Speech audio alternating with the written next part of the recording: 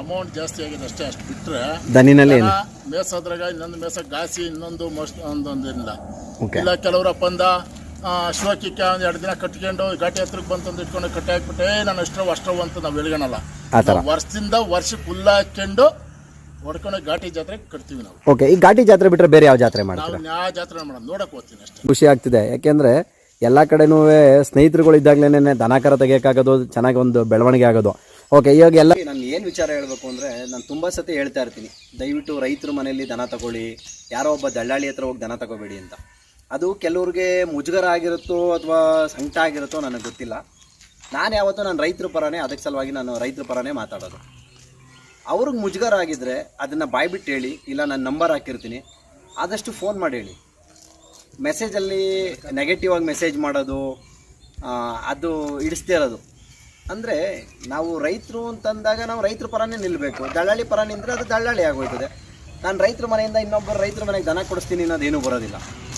ಹಾಗಾಗಿ ದಯವಿಟ್ಟು ಆಲ್ಮೋಸ್ಟ್ ಆಲು ನಾನು ಮೊದಲೇ ಹೇಳಿರ್ತೀನಿ, ಆನ್ಲೈನ್ ಬೆಡ್ಡಿಂಗ್ ಆ್ಯಪ್ಗಳನ್ನ ದಯವಿಟ್ಟು ಪ್ರಮೋಷನ್ ಮಾಡಬೇಡಿ. ನಮ್ಮ ಸೋಷಿಯಲ್ ಮೀಡಿಯಾದವರು ಮಾಡಬೇಕು ಅನ್ಸಿದ್ರು ಅದು ಬೇರೆ ರೀತಿಯಲ್ಲಿ ಯಾವ್ದಾರು ಇದ್ದರೆ ಒಳ್ಳೇದಕ್ಕೆ ಮಾಡಿ, ಒಳ್ಳೇದನ್ನು ಮಾಡಿ. ಆದರೆ ಈ ಹುಡುಗರುಗಳು ನಮ್ಮ ರೈತರ ಮಕ್ಕಳೇ ಹಾಳಾಗ್ತಾ ಇರ್ತಾರೆ. ಹಾಗಾಗಿ ಅದರಲ್ಲೂಗೋಸ್ಕರನೇ ಹೋಗ್ತಾರ ಅಂತ ಇಲ್ಲ, ನಾನು ಯಾವತ್ತೂ ನಾನು ವಿಡಿಯೋ ಮಾಡೋಕ್ಕೋಸ್ಕರ ಹೋಗಲ್ಲ. ಯಾರು ನಮ್ಮ ಬಡವರು, ನಮ್ಮ ರೈತರು ಅಂತ ದನ ಕಟ್ಕೊಂಡು ವರ್ಷ 350 ಕಾಲ ಹುಲ್ಲಾಕ್ತಾರೋ ಅಂಥವ್ರ ಮನೆಗೆ ಹೋಗಿ ನಾನು ಕೊಮ್ಮಾಡ್ಬಿಟ್ಟು ಬರೋದು. ಯಾರೋ ಒಬ್ರು ಬರ್ತಾರೆ, ಅಲ್ಲೆಲ್ಲೋ ಜಾತ್ರೆಯಲ್ಲಿ ಕಟ್ಟೋಕ್ಕೋಸ್ಕರ ಲೈಟ್ ಹಾಕ್ಸ್ಕೊಂಡು ಕೂತಿರ್ತಾರೆ, ಅಂಥವ್ರ ಮನೆಯಲ್ಲಿ ಒಂದು 5 ಜೊತೆ ಇರ್ತವೆ, 5 ಜನ ಆಳಿರ್ತಾರೆ, ಅಂಥವ್ರ ಮನೆಗೆ ನಾನು ಹೋಗೋಕ್ಕಾಗಲ್ಲ. ಯಾಕೆ ಅಂತಂದರೆ ಅವೆಲ್ಲ ದೊಡ್ಡವ್ರು ಮಾಡ್ತಾರಪ್ಪ ಅಂದ್ಬಿಟ್ಟು ಬಿಟ್ಬಿಡ್ತೀನಿ. ನನ್ನ ಬಗ್ಗೆ ತಿಳ್ಕೊಂಡಿರೋರು 1000 ಜನ ಇರ್ಬೋದು. ಅದು ಯಾರಿಂದ ತಿಳ್ಕೊಂಡಿದ್ದಾರೆ ಅಂದರೆ ಆ ಬಸವಣ್ಣನಿಂದ ತಿಳ್ಕೊಂಡಿದ್ದಾರೆ. ತಪ್ಪಾಗಿ ತಿಳ್ಕೊಂಡಿರೋರು ಇರ್ತಾರೆ, ಸರಿಯಾಗಿ ತಿಳ್ಕೊಂಡಿರೋರು ಇರ್ತಾರೆ. ನಾನು ಹೇಳೋದೇನಾದರೂ ನಿಮಗೆ ತಪ್ಪು ಅನಿಸಿದ್ರೆ ನನ್ನ ನಂಬರ್ ಇರುತ್ತೆ, ದಯವಿಟ್ಟು ಕಾಲ್ ಮಾಡಿ. ನಾನು ಅದನ್ನು ತಿದ್ಕೊತೀನಿ. ನಾನು ತಿದ್ಕೊಳ್ಳಲ್ಲ ಅಂತ ಹೇಳ್ತಿಲ್ಲ. ನಂದು ತಪ್ಪಿದ್ರೆ ನಾನು 100% ತಿದ್ಕೊತೀನಿ. ಅದು ಚಿಕ್ಕವರಾಗಲಿ ದೊಡ್ಡವರಾಗಲಿ ಯಾರು ಬೇಕಾದರೂ ಹೇಳಿ, ಅಣ್ಣ ನೀವು ಈ ಥರ ಮಾತಾಡಿ ತಪ್ಪು ಅನಿಸಿದ್ರೆ ವಿಡಿಯೋದಲ್ಲಿ, ಅದಕ್ಕೆ ನಾನು ನಂಬರ್ ಹಾಕಿರ್ತೀನಿ ಡಿಸ್ಪ್ಲೇ ಮೇಲೇ. ದಯವಿಟ್ಟು ಕಾಲ್ ಮಾಡಿ, ಸಬ್ಸ್ಕ್ರೈಬ್ ಮಾಡಿ, ಸಪೋರ್ಟ್ ಮಾಡೋ ಥರನೇ.